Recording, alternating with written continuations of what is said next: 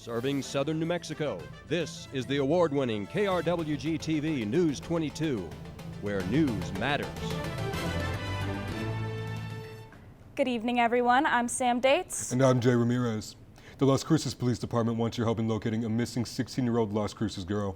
Family members last saw Isabella Montoya at home at about 11:30 a.m. yesterday. Isabella Montoya is 5 feet 1 inch tall, weighs about 110 pounds. She has dark brown hair and green eyes.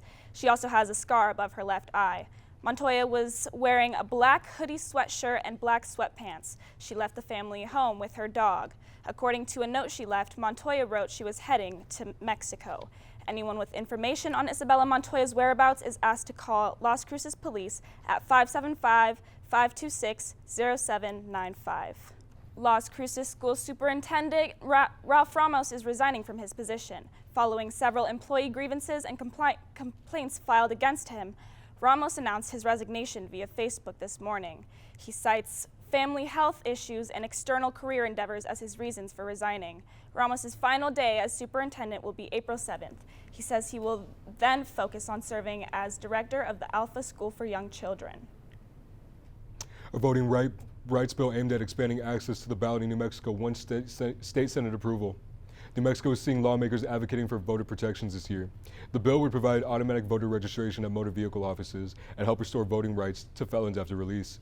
The bill aims to make it easier for people living in tribal land to vote by absentee ballot. The bill requires that New Mexico's 33 counties maintain at least 2 monitored ballot drop boxes on each. A new gun safety initiative is making its way through New Mexico legislation. Benny's bill will hold adults accountable for allowing a minor negligent access to a firearm. The bill passed through the House in a 34-28 vote on Wednesday and is now on its way to Governor Michelle Lujan Grisham's desk for approval. If a minor used an adult's gun to inflict harm, that adult would be charged with a felony. The bill was named after Benny Hargrove, a middle school student whose classmate fatally shot him using his father's gun. And Noah's up next with your weather.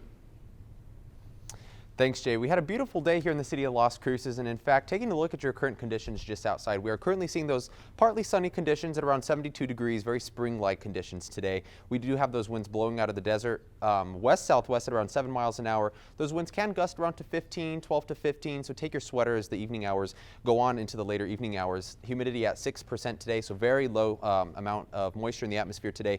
Dew point at 2 degrees, and the barometer sitting exactly at 30. Taking a look at the conditions of which we did see today, 74 was your high today with our average at 69, so we are a few ticks above that average temperature. The low this morning did sit at a relatively chilly 45, but nothing too low out there. Back in 2021, we did have a high of 81 degrees, so not that far off. And in 1964, a low of 15 degrees was recorded. And back in terms of precipitation today, no rainfall was recorded, so that keeps our yearly rain total at 0.51 inches. Now that's all for your current weather conditions. Back to the desk for more news. Next up is weather with Noah. He's got some cool temperatures he's going to show you.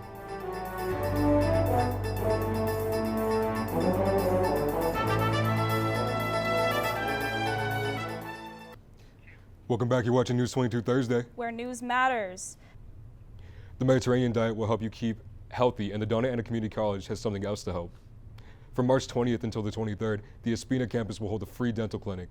It's open to children and adults from 8 a.m. until 4:30 p.m. Then on March 23rd, also at the Espina campus, there will be a health fair so you can get a more thorough checkup.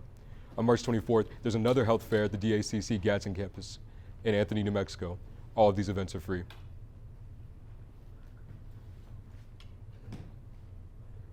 Noah's up next with your look at weather.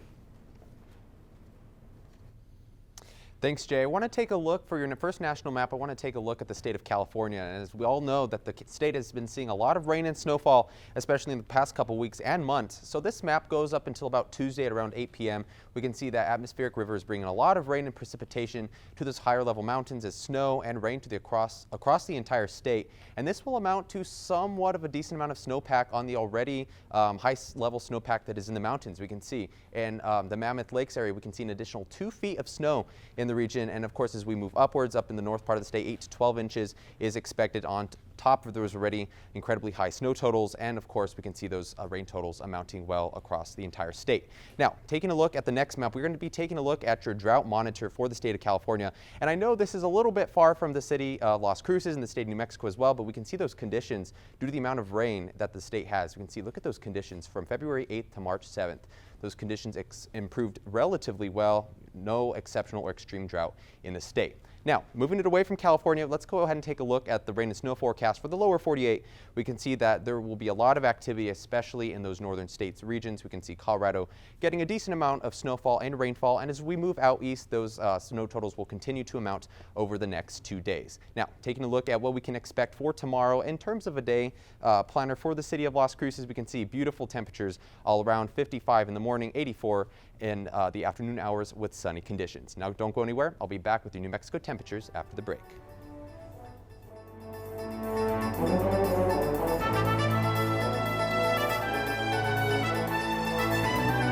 Welcome back to News 22 Thursday. Taking a look at those conditions around the state of New Mexico, we had very nice conditions across the state today. We can see 55 in Farmington. As we move out east towards Clovis, 63. Roswell's at a beautiful 75 currently, 72 here in Las Cruces, and 72 in the city of Deming. Taking a look at those conditions of what we can expect for tomorrow, we can expect to warm those conditions up more so than what we saw today. We can see 80 degrees in Roswell, so kicking it up those spring temperatures a little bit as we move down here to Las Cruces, 84 degrees. So make sure to take out those shorts, go for a morning run. Those temperatures will be very beautiful throughout tomorrow, and of course 80 degrees will be your high tomorrow in Deming. Taking a look at the city of Alamogordo tonight, 46 degrees and clear skies will be your temperature tonight, 79 degrees with those clear skies tomorrow. Very beautiful in the city of Alamogordo.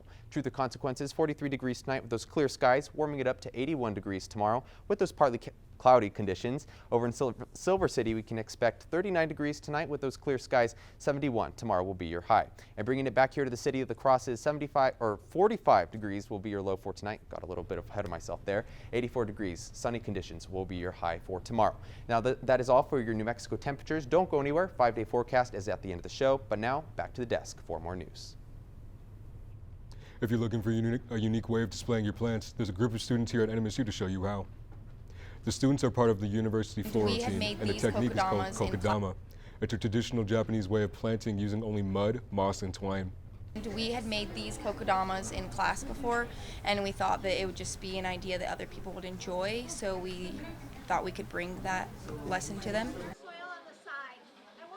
The workshop was a fundraiser. The floral team will use the funds from the workshop to go to a national floral competition. And Jackie's up next with your look at sports. Thanks, Jay. Coming up in sports, our women's basketball team just lost on a last-second shot. You can toss that remote because News 22 Sports is next.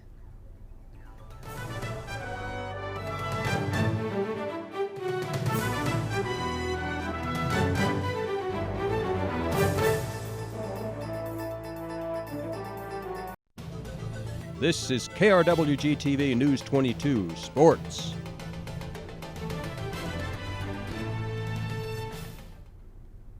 The NMSU women's basketball team faced off against Southern Utah last night in a matchup in the second round of the WAC tournament in Las Vegas.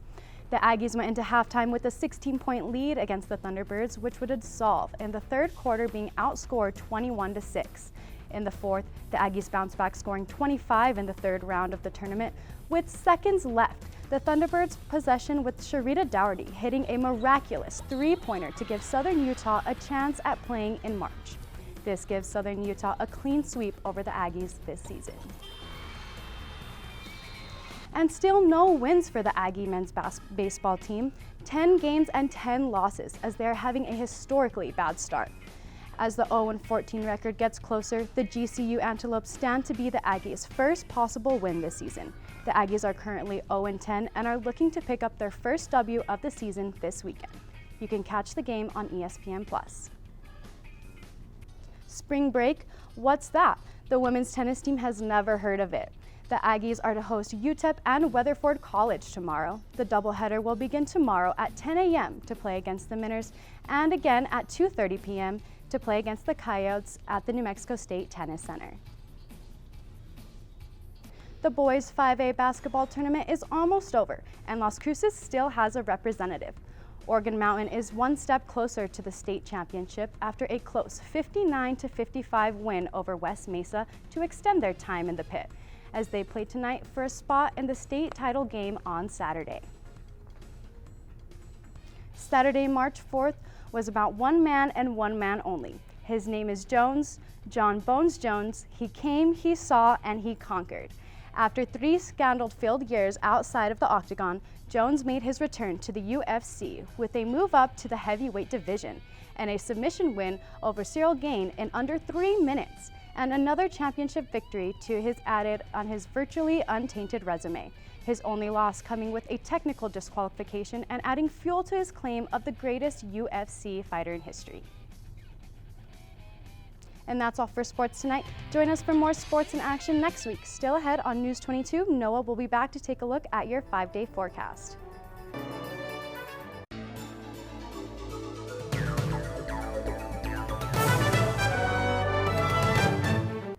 Let's take a look at our top stories. The Las Cruces Police Department asks for the public's help in locating a missing 16-year-old Las Cruces girl, Isabella Montoya.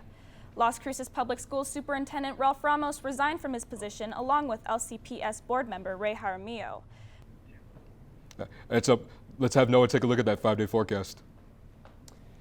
Just a quick look at that 5-day forecast. Beautiful sunny conditions over the next 5 days. Temperatures in the low to mid 40s, up low 50s. Back to the desk. And that's all for News 22 Thursday. Thank you everyone for joining us tonight. Tune in March 21st for our first broadcast back from spring break. I'm Jay Ramirez. And I'm Sam Dates, and from the whole News 22 team, Jay, Noah, Jackie, and myself, good night.